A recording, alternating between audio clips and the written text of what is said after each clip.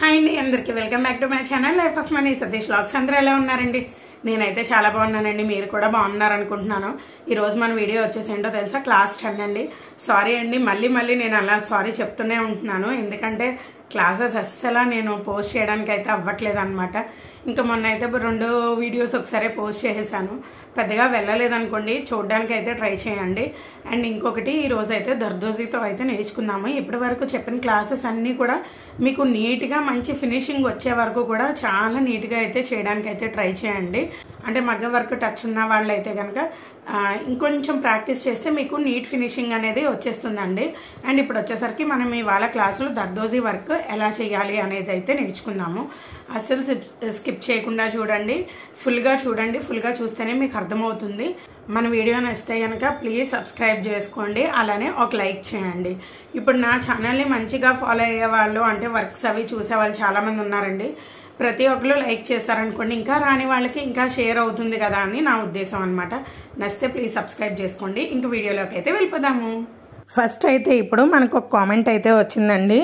ఒక సబ్స్క్రైబర్ ఏమని అడిగారంటే, ముడి వేయడం నాకు రావట్లేదు అక్క, అది ఎలా వేయాలనేది చూపించండి అని అయితే అడిగారు అనమాట. నేను ఇప్పుడు కొన్ని గొలుసులు అయితే వేసుకుంటున్నాను. ఎందుకంటే గొలుసు కుట్టు అంటే ఎండింగ్, అంటే వర్క్ ఎండింగ్ అప్పుడు ఎలా నాట్ వేసుకోవాలనేది చూపిద్దామని చెప్పేసి గొలుసు అయితే వేసుకుంటున్నాను. ఏంటో అండి, ఫస్ట్ ఏ వర్క్ చేసినా గొలుసు కుట్టు మాత్రం వేసుకోవాలి. నాకు అట్లా సెంటిమెంట్ అయిపోయిందో అనుకోవాలో మరేమో నాకు తెలియదు, కానీ గొలుసు అయితే వేసుకుంటున్నాను. చూడండి, నాట్ ఒక గొలుసు అయితే కొంచెం పెద్దగా తీసాను మీకు కనిపించడం కోసమని. అదే నేనైతే నాకు రన్నింగ్ వర్క్లో అయితే ఎప్పుడు నాట్ పడుతుందో కూడా కనబడదు అనమాట. నేను వర్క్ చేసేటప్పుడైతే మీకోసమని పెద్దదైతే తీసాను అనమాట. ఫస్ట్ ఒక గొలుసు తీసుకుని రెండో గొలుసు పైకి వస్తుంది కదా, మనం గొలుసు కుట్టేటప్పుడు రెండో గొలుసు పైకి వస్తుంది కదండి. ఆ రెండో గొలుసులోంచి ఫస్ట్ గొలుసును అయితే లాగాలి. అర్థమైందా నేను ఏం చెప్పానో? మీకు అర్థం అవ్వలేదా? అర్థం అవ్వదు. ఇప్పుడు చూడండి, ఏమోలేండి, కొంతమందికి అర్థం అవుతుంది, కొంతమందికి అర్థం అవ్వదు. అందుకనే నేను ఏదో చెప్పుకుని వెళ్ళిపోయాను అనుకో, మీకు అర్థం అవ్వాలి కదా. చూడండి, గొలుసుకి వారికి మళ్ళీ దాని వారికే ఫస్ట్ పెద్ద గొలుసు ఏదైతే తీసానో దాని వారికే తీసుకోగానే చూడండి, ఫస్ట్ గొలుసు కొంచెం కిందకి వెళ్ళింది కదా, మీకు అర్థమైందా? కొంచెం కిందకి వెళ్ళింది కదా. ఇప్పుడు రెండో గొలుసు, అదిగోండి, రెండో గొలుసు నుంచి ఫస్ట్ గొలుసు అయితే తీస్తున్నాను. చూడండి, క్లియర్గా ఉంది కదా, క్లియర్గా అర్థమైందా? మీకైతే క్లియర్గా అర్థమైందని అనుకుంటున్నాను, ఎందుకంటే ఇప్పుడు నేను చాలా క్లియర్గా చూపించానండి. ఫస్ట్ అనుకోండి నేను ఏదో వర్క్లో అలా చూపించాను, కానీ ఇప్పుడు రెండోది కూడా చాలా క్లియర్గా చూపించాను. మీకు నాట్ కూడా వచ్చేస్తుందని అనుకుంటున్నాను. చెయ్యండి, ముడి వేయడం కూడా నేర్చేసుకోండి. ఫస్ట్ స్టెప్ అదే కదా. ఇప్పుడు వచ్చేసరికి దర్దోజీ అనమాట. దర్దోజీ మీకు తెలుసా? యాక్చువల్లీ మన క్లాసే దర్దోజీ అండి. క్లాస్ 10లో దర్దోజీ క్లాస్ కదా. ఇప్పుడు దర్దోజీ ఎలా ఉంటాయో తెలుసా? ఒక పాముల్లా అయితే ఉంటాయి అన్నమాట, పొడవుగా స్ప్రింగ్స్ అనమాట అండి. అవంతా కూడా స్ప్రింగులు అనమాట. ఆ స్ప్రింగ్ పేరే దర్దోజీ. మన యారీ వర్క్లో వచ్చేసరికి దర్దోజీ వర్క్ అని అంటాము. అవి చిన్న చిన్న పీసెస్ అనమాట. మ్యాక్సిమం 1 ఇంచ్ అయితే కట్ చేసుకుంటే సరిపోతుందండి. 1 ఇంచ్ ఎలా అంటే కుందన్ చుట్టూరు వేసుకోవడానికి, అలాంటి వాటికి 1 ఇంచు, లేని వాటికి ఇంకా కొంచెం సైజు తగ్గించే కట్ చేసుకోవాలి. ఇప్పుడు నేను చేస్తున్న వర్క్కి అయితే నాకు ఆ సైజ్ అయితే సరిపోద్ది అనమాట. నేను చూడండి కట్ చేయడం చూపిస్తున్నాను కదా, నాకు అలా సైజ్ అయితే సరిపోతుంది అనమాట. అవి జారిపోతూ ఉంటాయండి, కొంచెం జాగ్రత్తగా కట్ చేసుకోవాలి. ఒకటే వెయిట్ అంటారు కదా, అట్లాగా ఒకసారి కట్ అయిపోవాలన్నమాట. అదే మనం కొంచెం అలా ఇలా అని మనం బ్రేక్ డ్యాన్స్లు వేసామనుకోండి, అవి బ్రేక్ డ్యాన్సులు చేస్తాయి అనమాట. అవి చూడండి, నేను మీకు చూపిస్తాను. కొంచెం మీరు కట్ చేసుకునే ముందు ఒక్కొక్క అది స్ప్రింగ్ని కొంచెం ట్యాప్ చేస్తూ ఉంటారు కదా, అదే చూడండి కేక్ చేసేటప్పుడు బౌల్తో ట్యాప్ చేస్తారంటారు కదా, అలాగా దీనికి కొంచెం సాగదీయాలన్నమాట. సాగదీయడం అంటే ఇదిగోండి నేను చూపించినట్టు సాగదీశారనుకో అలాగే అయిపోద్ది. అలా కాదు, చూడండి మళ్ళీ చూపిస్తున్నాను, చిన్ని చూపిస్తున్నాను. నాకు ఇప్పుడు ఈ మెటీరియల్ చాలా ప్రీషియస్ అనమాట, అందుకే నేను చాలా జాగ్రత్తగా చేస్తున్నాను. అదిగోండి చూడండి, చాలా చిన్న మూమెంట్ అయితే ఇచ్చాను కదా. అట్లా మూమెంట్ ఇవ్వడం వల్ల ఏమవుతుందంటే స్ప్రింగ్ లోపలికి నీడిల్ అనేది ఫ్రీగా వెళ్తుంది అనమాట. లేదనుకోండి ఆ స్ప్రింగ్ బాగా సన్నగా ఉంటుంది కదా, కొంచెం టైట్గా వెళ్తుంది అనమాట. కొంచెం ఇలాంటి టిప్స్ తెలుసుకున్నారనుకోండి, మీకు సూదిలోకి స్ప్రింగ్ అనేది ఈజీగా ఎక్కుతుంది అనమాట. ఇంకొక విషయం అండి, సూది విషయానికి వచ్చేసరికి మీరు చూసినట్టయితే నేనైతే 24 నెంబర్ నీడిల్ అయితే వాడుతున్నానండి. యాక్చువల్గా 24 నెంబర్ నీడిల్ కాకుండా కొంతమంది చెక్క సూదులను ఉంటాయన్నమాట. అంటే ఫ్రంట్ వచ్చేసరికి ఇనపదుండి మనం పట్టుకునేది. ఇప్పుడు నేను వాడేది స్టీల్.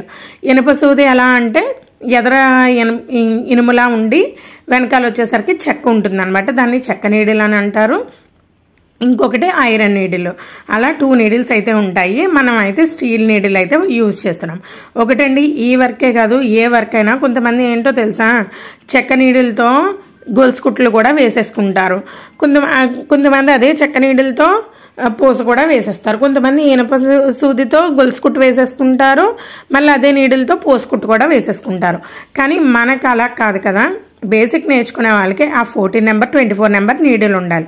కానీ నేను ఏదైతే బేసిక్లో నేర్చుకున్నానో 14, 24 ఇంకా అదే నాకు కంటిన్యూ అయిపోయిందనమాట. నేను దాదాపు 12 సంవత్సరాల నుంచి కూడా అవే నీడిల్స్తో వాడుతున్నాను.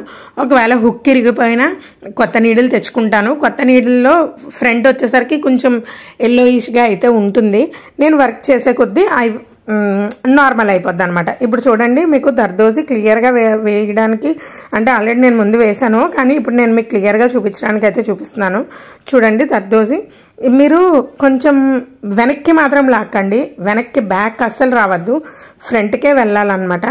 బ్యాక్కి అసలు రాకూడదండి. బ్యాక్ వచ్చామంటే దారం జారిపోవడమనో లేదంటే దగ్గరికి నొక్కడిపోయినప్పుడు గజ్జల కింద వచ్చేస్తుంది అనమాట వర్క్. మీరు ఏం చేస్తారంటే ఎప్పుడైనా సరే ఆ దర్దోసి ఆ పీసెస్ ఏవైతే మీరు చేతికి తీసుకుంటున్నారో ఆ పీసెస్ని కరెక్ట్గా హ్యాండిల్ చేశారనుకోండి, అంటే మనకి దారం కనిపించదు కదా. మనం పోస్ వర్క్ చేసినా లేదంటే గొలుసు కుట్టు వేసినా దారం కనిపిస్తుంది. ఇందులోంచి దారం తీయాలంటే కొంచెం కష్టమైపోతుంది కదండి. అదే దారం కనిపించాలంటే కనిపించదు కదా, మనకి అది బయటకు వస్తేనే తప్పితే కనిపించదు. చూడండి, కొంచెం అంటే ఇప్పుడు సపోజ్ మనం 1 ఇంచ్ తీసుకున్నాం అనుకోండి, ఆ 1 ఇంచ్లో హాఫ్ ఆఫ్ ది పార్ట్కి తీసుకోవాలన్నమాట. ఇప్పుడు నేను మీకు ఎలా చూపిస్తున్నానో తెలుసా, మీరు సులువుగా అంటే ఫ్రీగా చేతితో పట్టుకున్నప్పుడు ఫ్రీగా వదలాలన్నమాట దారాన్ని. మీరు దగ్గరికి చేర్చి వేశారనుకోండి, నేను మీకు చూపించాను కదా, దగ్గరికి చేర్చి వేశారనుకోండి, ఇదిగోండి ఇలా గజ్జలుగా అయితే వస్తుంది అనమాట. అదే మీరు కొంచెం గ్యాప్ ఇచ్చి అంటే దూరంగా చూపిస్తున్నాను చూడండి, ఫింగర్ పెట్టి ఇటు పక్క చిన్నది ఏదైతే వేసానో అది గజ్జల కింద అయితే వచ్చిందనమాట. మీకు అదిగోండి నేను నీడిల్ పెట్టి చూపించాను. అండ్ ఇటుపక్క వచ్చేసరికి ఫ్రీగా నార్మల్గా అయితే ఉందన్నమాట. ఇటుపక్క మాత్రం కొంచెం గజ్జలుగా అయితే ఉంది. ఒక్కొక్కసారి అది ఏదైతే ఉందో దర్దోసి ఏదైతే ఉందో దాన్ని తీసుకోవడం ఇబ్బంది అవుతుందండి. చేత్తో కూడా మీరు తీసుకోవచ్చు. దీన్ని నార్మల్ నీడిల్ పెట్టి కూడా ఎలా స్టిచ్ చేయాలనేది కూడా నేను మీకు చూపిస్తానండి. నేను నెక్స్ట్ వీడియోలో మీకు ఒక ఫ్లవర్ కూడా ఎలా స్టిచ్ చేయాలనేది చూపిస్తాను. జస్ట్ ఇది బేసిక్ మాత్రమే. ఏంటంటే మనకి గొలుసు అంటే ఒక లైన్, దర్దోసి లైన్ ఎలా వేసుకోవాలని మాత్రమే నేను మీకు చూపిస్తున్నాను ఇక్కడ. అండ్ ఇక్కడ వచ్చేసరికి ఇప్పుడు చూడండి, చాలా ఇది అనుకోండి మనకి చాలా నీట్గా ఉంది కదా, వర్క్ అనేది నీట్గా కనిపిస్తుంది. మీరు ఏంటంటే నేను అక్కడ ఫ్రీగా వదులుతున్నాను, దారం వచ్చేసరికి నేను ఫ్రీగా వదులుతున్నాను. మీరు అది దగ్గరికి చేర్చి చేశారనుకోండి, అది ఇంకా నొక్కడిపోయినట్టు వచ్చి గజ్జల కింద అయితే ఉంటుంది అనమాట. ఇంకోండి దర్దోసి పీసెస్ అన్నీ కూడా ఇలా కట్ చేసుకుని పెట్టుకున్నాను. మీరు కూడా కొన్ని దర్దోసి పీసెస్ కట్ చేసుకుని ఒక్కసారి ఎక్కువ కట్ చేసుకోకండి. ఎక్కువ కట్ చేసుకుంటే కనుక మెటీరియల్ అనేది చాలా వేస్ట్ అయిపోద్ది. నాకు ఇప్పుడు ఆ బ్లౌజ్ కంప్లీట్ చేసుకోవాలి కాబట్టి దర్దోసి బ్లౌజ్, అందుకోసమని నేను కొంచెం ఎక్కువే కట్ చేసుకున్నానండి. నా దగ్గర ఉన్న మెటీరియల్ అంతా కూడా కట్ చేసుకున్నాను. మీరు ఒకవేళ మెటీరియల్ తెచ్చుకుంటే ఒక లైన్ కట్ చేసుకుని ఇలా ప్రాక్టీస్ అయితే చేయండి. స్ప్రింగ్ మీరు జాగ్రత్తగా పట్టుకుంటేనే అది పర్ఫెక్ట్గా వస్తుంది. లేదంటే కనుక స్ప్రింగ్ ఒక దారం కింద అయితే వచ్చేస్తుంది.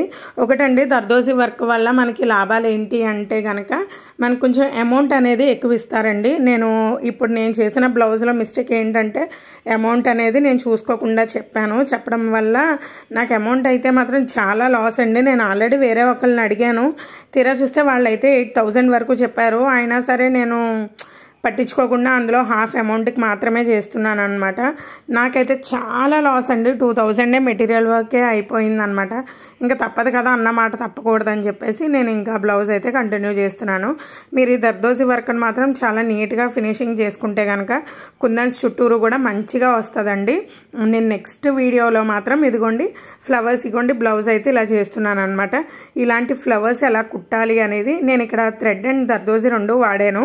కానీ మీకు మాత్రం ఫుల్ ఫ్లవర్ అనేది ఎలా కుట్టుకోవాలనేది నేను నెక్స్ట్ వీడియోలో అయితే చూపిస్తానండి.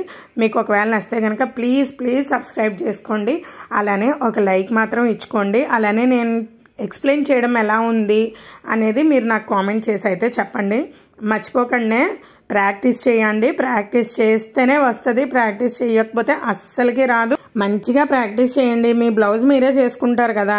నచ్చితే సబ్స్క్రైబ్ చేసుకోండి. Thanks for watching. ఎలా చెప్పానో కామెంట్ చేయండి.